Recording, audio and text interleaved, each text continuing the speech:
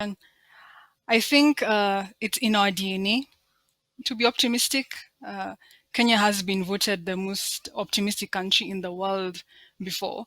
So there's just this general sense of, keeping on moving.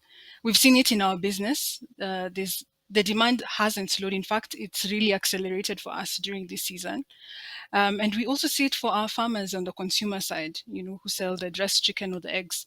So all, in that sense, there's a sense of, like, be resilient, keep going. We must do what it takes to keep moving forward into the future. So that in itself, I think, and the attitude itself makes for a very good bedrock for growth. But aside from that, we see a lot of investment in poultry. The FDI inflows, from multinationals coming in to set up here, or even just, have distribution companies here.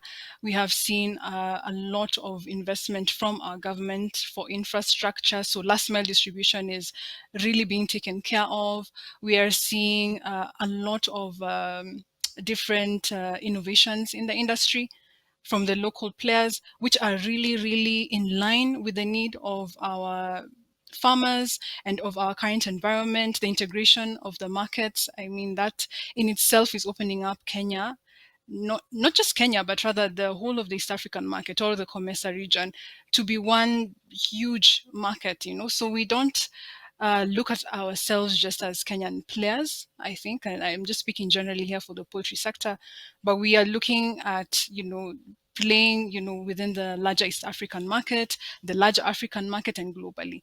One of the key areas I think that we really do need to address, though, is the cost of feeds. I don't think this is new to Kenya. This is something that's generally there for all of the different countries. But we are optimistic because we are seeing a lot of investments also in crop science, not just from private investors, but also from government, from universities and colleges. So there's a lot of different alternatives coming up that we think are very promising, like John mentioned, insect feed. So we're seeing that as alternatives to really lower the cost of feed, and then that will in itself raise the consumption. Because in Kenya we're not at an infant stage with poultry.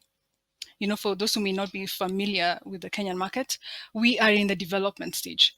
So here it's about raising the consumption per capita of poultry, and not just poultry, but all other meats. So we look at it as a very collaborative environment, because even just getting the consumer to spend more on animal protein in Kenya is an opportunity to make the basket larger.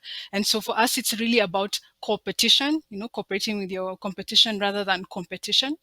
And yeah, that makes us so optimistic for what lies ahead, and to just forge on with the business and really, really grow. Yeah, thank you.